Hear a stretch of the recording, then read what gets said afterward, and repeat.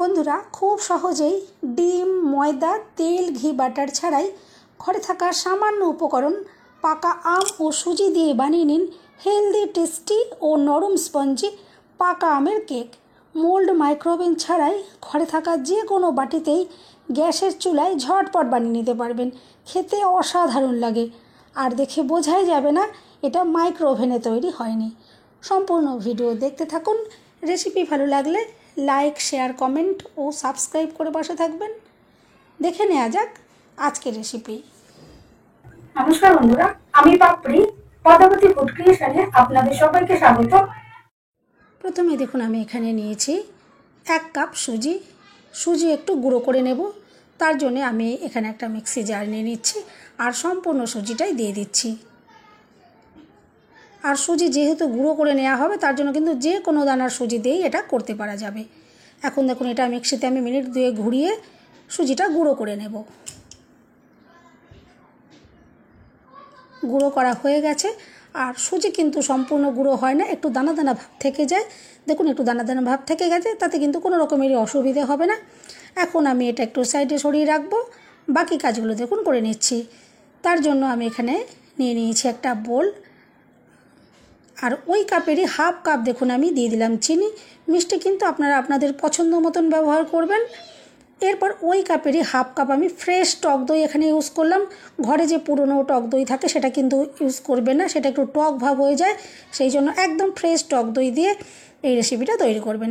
এরপর আমি এখানে 1 চিমটে নুন দিয়েছি, অবশ্যই কিন্তু 1 চিমটে নুন এখানে ব্যবহার করবেন, এতে কিন্তু মিষ্টির ব্যালেন্সটা খুব ভালো আসবে। এরপর ভালো করে ফেটিয়ে নিতে হবে যাতে টক দই খুব ভালো করে ফেটানো হয়। চিনিটা যদি নাও গলে কোনো অসুবিধে নেই, দইটা যাতে খুব ভালো করে ফেটানো হয়ে যায়। আমি দেখুন খুব ভালো করে ফেটিয়ে নিচ্ছি।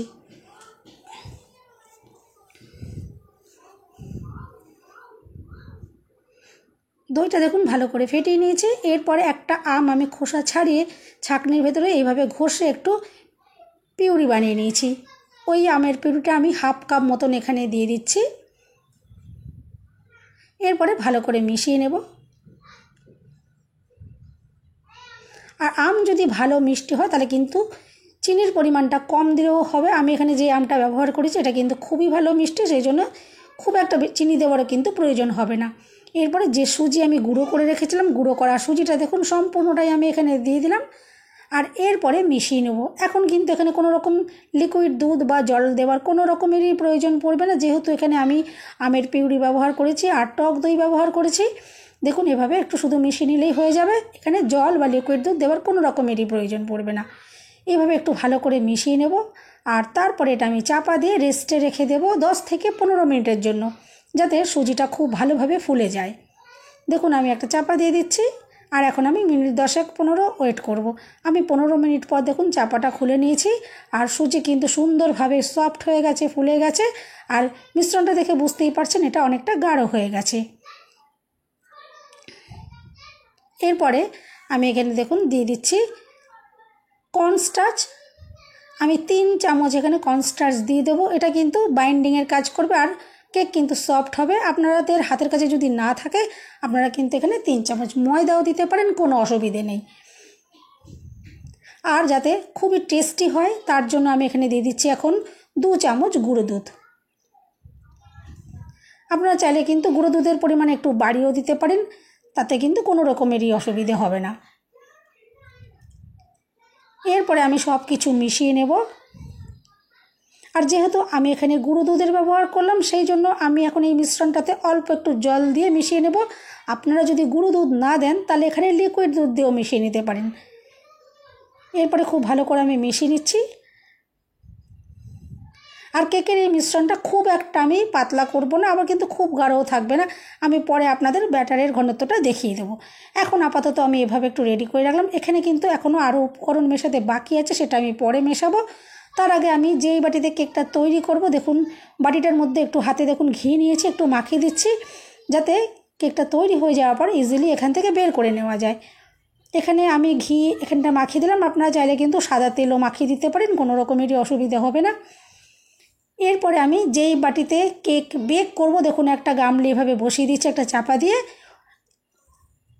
এটা 5-7 মিনিট ভালো করে গরম করে নিতে হবে। আর এখন দেখুন যে মিশ্রণটা আমি রেডি করেছিলাম, এই মিশ্রণটার মধ্যে দিয়ে দিচ্ছি 1 চামচ মতো ম্যাঙ্গো এসেন্স। হাতের কাছে যদি ম্যাঙ্গো এসেন্স না থাকে আপনারা এখানে এলাচের গুঁড়ো দিতে পারেন বা ভ্যানিলা এসেন্সও দিতে পারেন, তবে এটা যেহেতু আমের কেক, ম্যাঙ্গো এসেন্স দিলে কিন্তু টেস্টটা বেশি সুন্দর আসবে। এরপর আমি এখানে দিয়ে দিচ্ছি 1 চামচ বেকিং পাউডার, আর দিয়ে দেবো 1/2 চামচের থেকে একটু কম বেকিং সোডা। বেকিং সোডার পরিমাণটা একটু কম দিলেই কিন্তু ভালো, নাহলে কিন্তু অনেক সময় কেকের মধ্যে একটা গন্ধ আসতে পারে সোডার। আর এরপরে আলতো হাতে একদিক থেকে ঘুরিয়ে মিশ্রণটা আমি মিশিয়ে নেব। আর কেকের মিশ্রণ কিন্তু সবসময় একদিক থেকে ঘুরিয়ে ঘুরিয়ে রেডি করতে হয়, নাহলে কিন্তু কেক স্পঞ্জি ফ্লাফি তৈরি হয় না। এরপর দেখুন আমি আলতো হাতে একদিক থেকে এভাবে ঘুরিয়ে মিশ্রণটাকে রেডি করে নেব। আর বেশিক্ষণ কিন্তু এভাবে মেশাবার দরকার নেই, এতে কিন্তু বেকিং পাউডার বেকিং সোডার অ্যাক্টিভ ভাব নষ্ট হয়ে যায়, সেই জন্য অল্প সময় একটা মিশিয়ে নিলেই কিন্তু হয়ে যাবে। আর ব্যাটারের ঘনত্ব দেখে আপনারা বুঝতেই পারছেন, ঠিক আমি এরকম ধরনের মিশ্রণটাকে রেডি করেছি। খুব একটা গাঢ় নয়, আবার কিন্তু দেখুন খুব পাতলা নয়। মিশ্রণটা দেখুন এখন একদম রেডি হয়ে গেছে। এখন দেখুন যে পাত্রটা আমি ঘি মাখিয়ে রেডি করে রেখেছিলাম, এই পাত্রের ভিতরে দেখুন আমি সম্পূর্ণ মিশ্রণটা ঢেলে দিচ্ছি।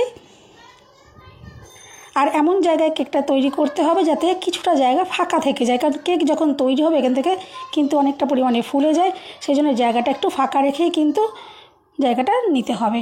এরপর দেখুন আমি যেই ডেচকিটা বসিয়ে রেখেছিলাম গরম করার জন্য, ভেতরে একটা স্ট্যান্ড আমি দিয়ে রেখেছিলাম আগে থেকে।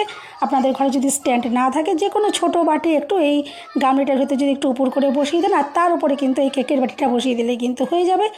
এরপর দেখুন আমি ওপর থেকে একটা চাপা দিয়ে দিচ্ছি, আর গ্যাসের ফ্লেম একদম লোতে করে আমি এটা 35 মিনিট বেক করে নেব। যেহেতু কেকটা একটু বড় সাইজের তৈরি হচ্ছে, এটা সময়টা বেশি লাগবে, 35 মিনিট লাগবে। এরপর দেখুন 35 মিনিট পর আমি আপনাদেরকে দেখাচ্ছি কেকটা কিন্তু সুন্দরভাবে রেডি হয়ে গেছে, আর অনেকটা দেখুন ফুলেও গেছে। এরপর এখানে একটা কাঠি আমি দিয়ে দেখে নিয়েছিলাম চেক করে, কাঠির গায়ে ব্যাটার আটকায়নি, সেটা স্কিপ হয়ে গেছে। আপনারা অবশ্যই একটা কাঠি দিয়ে একটু চেক করে দেখে নেবেন।